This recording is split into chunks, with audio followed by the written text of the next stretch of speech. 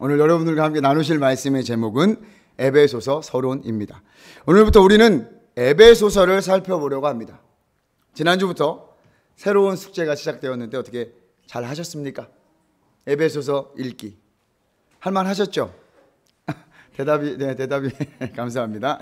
할만 하죠. 그죠? 6장 정도. 자, 가능하신 분은 매일 읽기를 도전해 보시길 바랍니다. 하나님의 놀라운 은혜를 허락하실 줄 믿습니다. 편지는 한 번에 읽는 거라고 또 누가 말씀하셨죠? 편지는 한 번에 읽는 겁니다. 자, 본격적인 에베소서를 나누기에 앞서 에베소서의 서론에 관해서 오늘 나누려고 합니다. 왜 에베소 교회에 편지를 썼을까? 에베소는 어떤 도시이길래 사도 바울이 에베소를 어떻게 알게 되었을까? 여러분 궁금하지 않으십니까? 이걸 아시고 나면 에베소서를 읽으실 때 좀 더 쉽게 이해하실 수 있으실 것입니다. 하나님의 뜻으로 말미암아 그리스도 예수의 사도된 바울은 에베소에 있는 성도들과 그리스도 예수 안에 있는 신실한 자들에게 편지를 썼습니다. 에베소라는 도시에 이미 성도들이 있었던 것입니다. 에베소는 지금 튀르키예에 있는 고대 도시입니다. 그럼 지도를 한번 보겠습니다. 제가 세계 지도를 앞에 올려놨습니다. 자, 대한민국 여러분 보이시나요? 대한민국 저쪽에 있습니다. 대한민국 저쪽에 있고요. 자, 이제 우리가 에베소를 찾으러 가야 돼요. 자, 에베소를 찾으러 가려면 서쪽으로 가야 될까요? 동쪽으로 가야 될까요? 헷갈리시죠? 네. 지구는 둥그니까 어느 쪽으로 가도 상관은 없지만 서쪽으로 한번 이동해 보도록 하겠습니다. 서쪽으로 이동하면 유럽 쪽에 저기 이탈리아 가운데 보이실 겁니다. 그리고 가운데 쪽에 보면 이스탄불이라고 혹시 보이십니까, 여러분? 거기 쪽이 이제 튀르키예, 이전에 아시아 지역이라고 불렸던 이전에 터키, 소아시아, 지금은 튀르키예로 바뀐 곳입니다. 그래서 사도 바울이 전도한 지역들이 네모 박스로 이제 나올 겁니다. 전도한 지역이 주로 저쪽 지역에서 왔다 갔다 하면서 계속 전도 여행을 한 거예요. 자, 그럼 저 지역을 조금 확대해 보도록 하겠습니다. 튀르키예 부분만 조금 확대했어요. 자, 튀르키예 확대해 보면 저쪽 위쪽에 이스탄불이 있고 중간쯤에 보면 이즈미르라고 있을 겁니다. 이즈미르도 굉장히 큰 도시라고 해요. 그럼 에베소는 어디 있냐? 이즈미르부터 남쪽으로 약 80km 정도 떨어진 이곳에 위치해 있다고 합니다. 저쪽 정도의 위치에 있어요. 좀 더 확대하면 좋겠지만 이게 고대 도시다 보니까 잘 이렇게 나오지 않더라고요. 그냥 에베소서 고대 도시 이 정도로만 나온다고 합니다. 당시 이 에베소는 이 소아시아의 모도시, 어머니 도시라고 불릴 만큼 영향력이 있는 도시였습니다. 상업과 교통의 중심지로서 인구도 많은 아주 큰 도시였다고 그래요. 문헌에 따르면 20만에서 25만의 인구가 있었다고 말하더라고요. 자, 지금도 20만 명이 넘는 도시면 적지 않은 도시입니다. 저의 고향 충남 서산이 약 18만 정도 되는데 18만보다 더 많은 큰 도시예요. 자, 고대 사회에서도 정말 20만, 25만 정말 사실일까라고 할 정도로 굉장히 큰 도시였습니다. 또한 그곳에는 로마 총독의 본부가 있었고요. 또 아시아에 살고 있는 헬라인 연합이 있었던 도시였습니다. 자, 로마 총독의 본부가 있었으니 정치적으로도 중심지 역할을 했고요. 게다가 아시아에 머무는 헬라인, 지금의 그리스 사람들을 의미합니다. 아시아에 머무는 그 그리스인들의 연합이 있었던 도시라고 하니까 이방인들도 많이 있었던 굉장히 큰 도시였습니다. 지금은 육지로 좀 앞으로 육지 쪽으로 들어와 있지만 이전에는 항구 도시였다고 그래요. 그게 이제 시대가 지나면서 이제 퇴적물이 쌓이고 하면서 이제 좀 해안선이 물러나서 지금은 해안 도시가 아니지만 해안 도시였습니다. 항구였어요. 그래서 이방인들도 많았고 상업도 활발했고 사람도 많았어요. 그래서 그랬을까요? 에베소는 사도 바울의 선교지였습니다. 사도행전 18장에 보면 전도 여행 중이던 사도 바울과 일행은 에베소에 이르게 됩니다. 2차 전도 여행의 막바지 때였어요. 처음 방문한 에베소에서는 그리 오래 머물지 않은 것으로 보입니다. 처음 방문했을 때. 자, 분명한 것은 사도 바울이 에베소에 도착했을 때 회당에 들어가 유대인들과 변론을 했다는 것입니다. 사도행전 18장의 내용입니다. 먼저 회당이 있었다는 것은 무엇을 의미합니까? 그곳에 유대인이 있었다는 것을 말해줍니다. 예루살렘의 신앙적 핍박을 피해 떠난 사람들이었을 수도 있고요. 또 에베소와 같은 큰 항구 도시, 그리고 정치와 경제의 중심지, 또 철학의 중심지인 에베소에 생계를 위해 이동한 유대인들도 있었을 것입니다. 회당이란 구약 성경을 가르치고 강해하기 위해 만들어진 유대인들을 위한 곳입니다. 사도 바울은 그곳을 먼저 향했습니다. 그리고 예수 그리스도를 전했죠. 사도 바울이 이방인들을 위한 사도로 부르심을 받은 것은 확실합니다.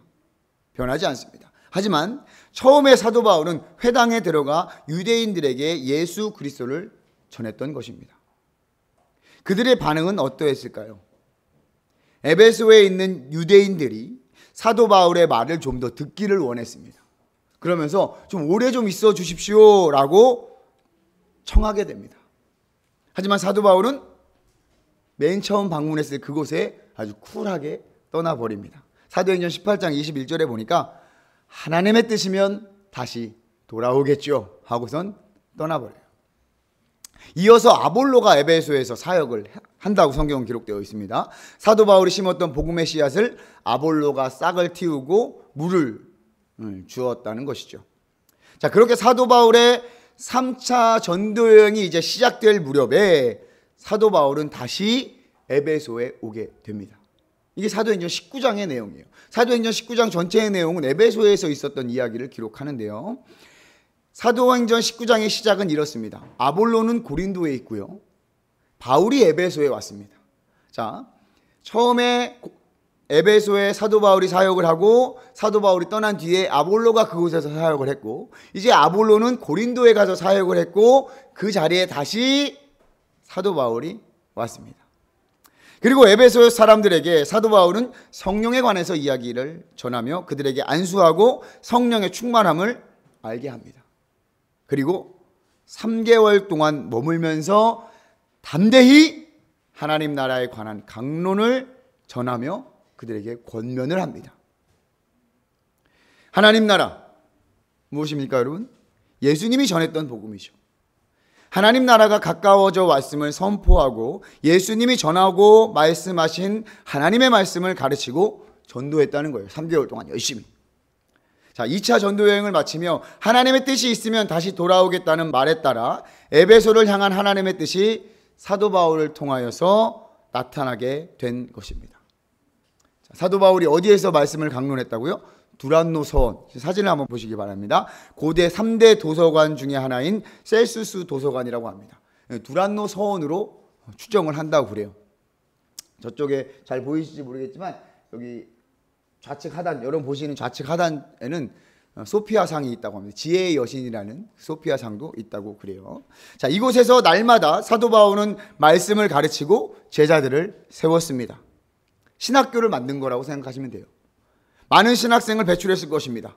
인종도 다르고 나라도 다른 복음이 구석구석 전달될 수 있는 복음의 선교 전초 기지로 세워졌던 것입니다.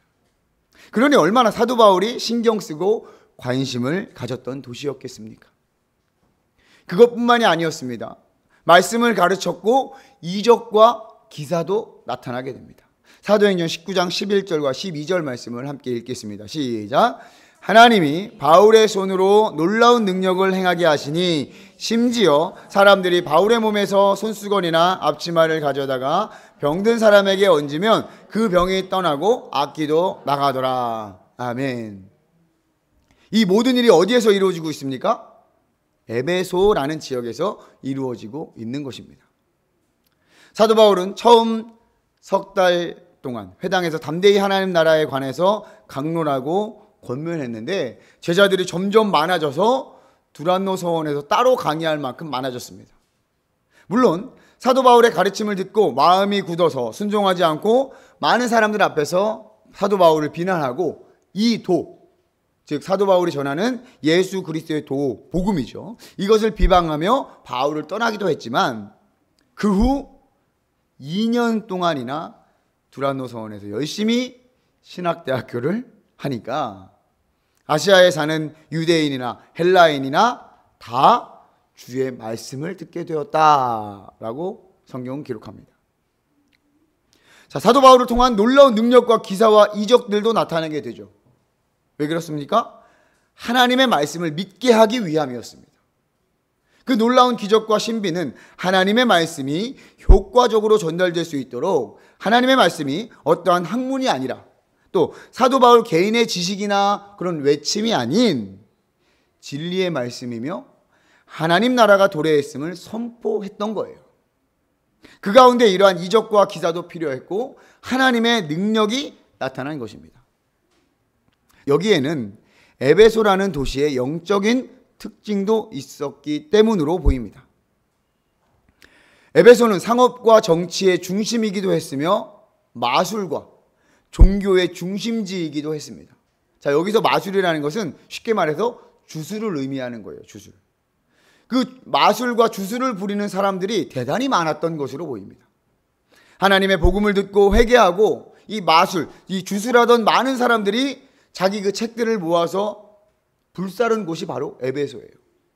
그 책값을 계산하니 성경 사도행전 19장에 보니까 은 5만이나 되었다라고 성경은 기록합니다.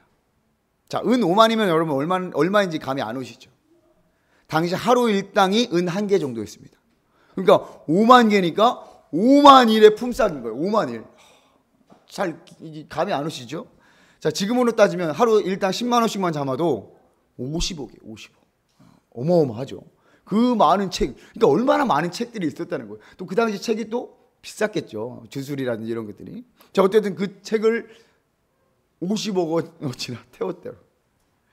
게다가 이 에베소는 당시 달과 사냥의 여신 아데미의 도시였습니다. 아데미. 아르테미스. 아데미예요. 자, 에베소의 수호신, 풍요의 신, 다산의 신, 풍요와 다산을 주관한다고 믿었습니다. 세계 7대 불가사의 중 하나인 아르테미 신전이 있는 곳이 바로 이곳이에요. 자, 아데미 여신이 이렇게 생겼다고 합니다. 풍요와 다산을 주관한다고 해서 가슴도 되게 많고요. 굉장히 괴기하게 생겼습니다. 이게 신이면 저는 안 믿을 것 같아요. 믿고 싶지 않아요. 자, 이 여신에 관한 기념품, 은으로 만든 아데미 신상이 굉장히 잘 팔렸나 봐요. 적지 않은 벌이가 되었다고 성경은 기록하고 있습니다. 그런데 사도 바울이 복음을 전하자 이 마술하는 사람들이 그 책을 다 태워버리고 또 아데미 신상을 사는 사람들이 점점 줄어들었습니다. 그러자 사람들은 선동하여서 사도 바울을 비난하고 신고하며 죽이려 들었다는 거예요. 2년 동안이나 그렇게 3년 가까이 계속 그렇게 하고 있으니까 자꾸 매출이 점점 떨어지는 게 보이는 거예요. 사도 바울이 오랜 시간 머문 곳이기도 하지만 고난과 핍박이 가장 많았던 도시가 바로 에베소였습니다. 그래서 그랬을까요? 에베소는 사도 바울이 마지막까지 신경을 쓴 도시입니다. 사도 바울이 예루살렘으로 가기 전에 에베소 장로들을 불렀습니다. 사도행전 20장의 후반부의 내용인데요. 사도 바울은 이제 3차 전도 여행을 마치면서 예루살렘으로 가요. 예루살렘으로 가는 것은 죽음을 불사할 마음을 먹었다는 거예요. 이제 다시 그들을 볼 수 있을지 없을지 모릅니다. 밀레도라는 곳에서 사도 바울은 에베소의 장로들을 초청했어요. 그리고 유언과 같은 권면을 당부했죠. 사도행전 20장 후반부의 말씀입니다. 우리 한번 앞에 보지 말고 성경을 한번 찾아보세요. 사도행전 20장 17절부터 24절까지 우리가 같이 한 목소리로 찬찬히 한번 읽어보도록 하겠습니다. 바울이 밀레도에서 사람을 에베소로 보내어 교회 장로들을 청하니 오매 그들에게 말하되 아시아에 들어온 첫날부터 지금까지 내가 항상 여러분 가운데에서 어떻게 행하였는지를 여러분도 아는 바니 곧 모든 겸손과 눈물이며 유대인의 간계로 말미암아 당한 시험을 참고 주를 섬긴 것과 유익한 것은 무엇이든지 공중 앞에서나 각 집에서나 거리낌이 없이 여러분에게 전하여 가르치고 유대인과 헬라인들에게 하나님께 대한 회개와 우리 주 예수 그리스도에 대한 믿음을 증언한 것이라. 보라, 이제 나는 성령에 매여 예루살렘으로 가는데 거기서 무슨 일을 당할지 알지 못하노라. 아멘. 사도 바울이 그 에베소에서 어떻게 했는지 고백하고 있는 거예요. 내가 3차 전도여행 시작하면서 아시아에 오면서 에베소로 처음 왔지 않느냐. 그런데 유대인의 관계로 너무 힘들고 고난 중에 있었다. 그리고 유대인과 헬라인에게 하나님에 대한 회개와 우리 주 예수 그리스도에 대한 믿음을 증언했다. 복음을 열심히 가르치고 전했던 거예요. 사도 바울의 심정이 여러분 느껴지십니까? 이토록 애쓰고 마음 쓴 도시가 바로 사도 바울이 편지하는 에베소 교회입니다. 에베소 교회가 이 소아시아를 대표하는 7개의 교회로 성장을 해서 요한계시록에도 등장하는 초대교회 7교회 중에 하나가 되죠. 요한계시록에 보면 칭찬도 있고 또 책망도 있었습니다. 첫사랑을 잃어버린 교회가 바로 이 에베소라고 요한계시록에 기록되어 있죠. 자, 바로 그 도시 이 에베소에 사도 바울이 편지를 쓴 거예요. 자, 이 편지는 옥중서신입니다.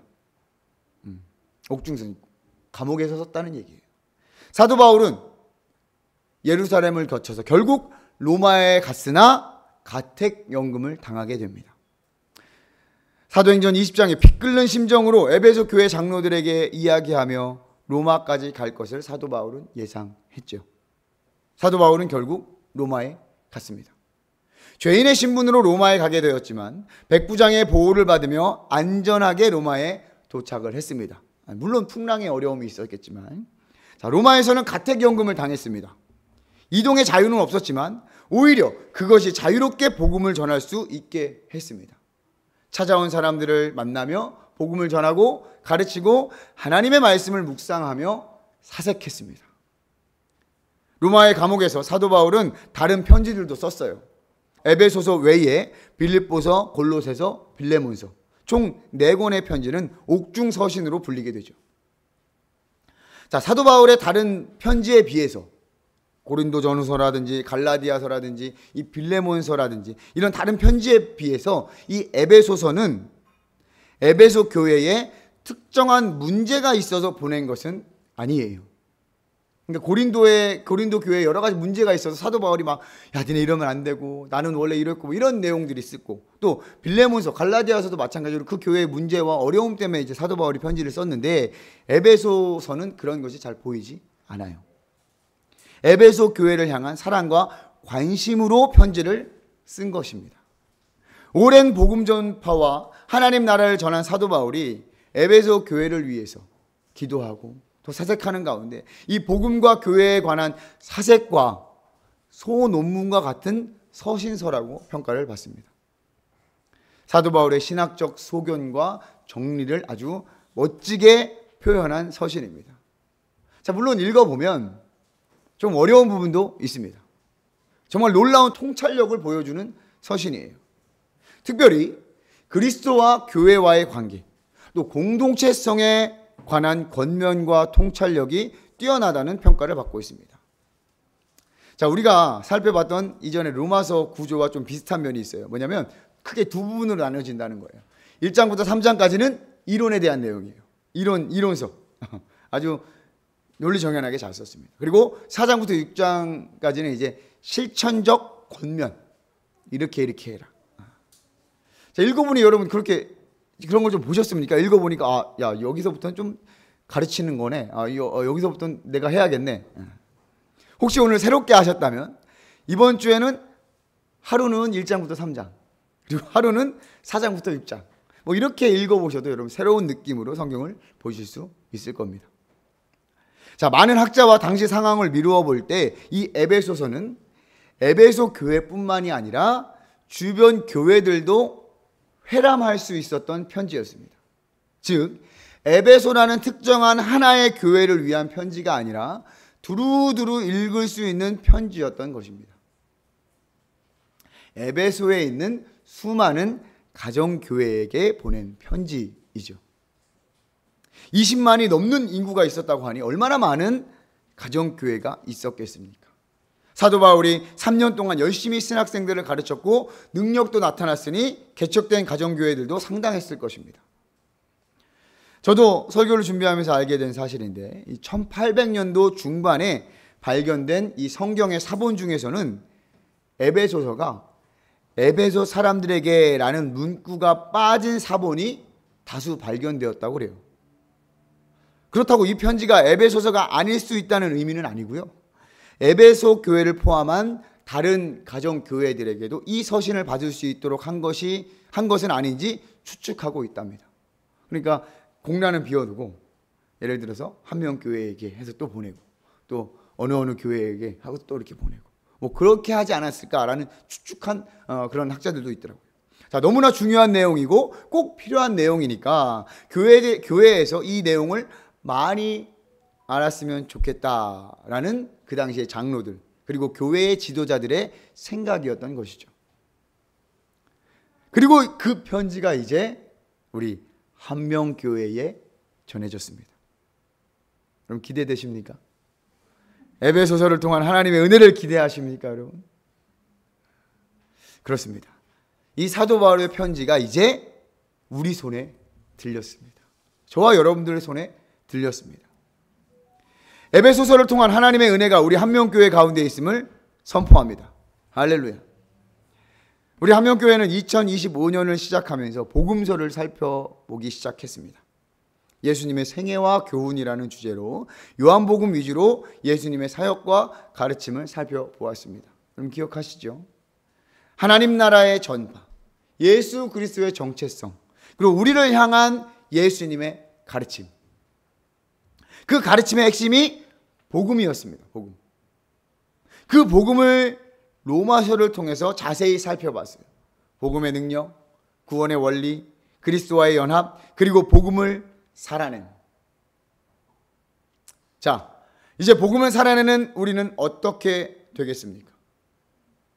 놀라운 하나님의 계획과 역사하심이 여러분 기대되지 않으십니까? 그 계획과 역사하심 가운데 우리가 잊지 말아야 할 것은 무엇보다도 말씀이라는 것입니다. 하나님의 말씀. 이 복음과 하나님의 말씀을 우리는 기억하며 살아내야 할 것입니다. 우리는 예수님의 가르침, 그 복음으로 하나 된 공동체, 교회이기 때문입니다. 교회의 정체성은 하나님의 말씀으로 이루어지게 됩니다. 교회는 주님을 머리로 하는 한 몸, 한 지체입니다. 그 몸을 지탱하고 유지하는 것이 바로 하나님의 말씀입니다. 믿으십니까? 아멘. 사도 바울이 에베소에서 강론한 것이 무엇입니까? 하나님 나라와 말씀이었습니다. 이적과 기사가 나타난 이유가 무엇이었습니까? 하나님 나라의 말씀을 믿기 위함이었습니다. 그 어떠한 이론과 강론보다 더 뛰어나고 위대한 것이 하나님의 말씀입니다. 말씀이 우리를 든든하게 하고 견고하게 합니다.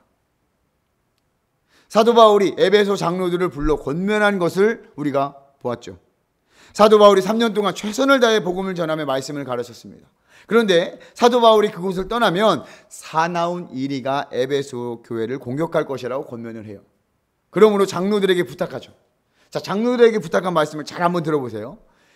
지금 내가 여러분을 주와 및 그 은혜의 말씀에 부탁하노니 그 말씀이 여러분을 능히 든든히 세우사 거룩하게 하심을 입은 모든 자 가운데 기업이 있게 하시리라. 아멘. 사도행전 20장 32절 말씀입니다. 무엇이 든든하게 세운다고요? 그 말씀이. 할렐루야.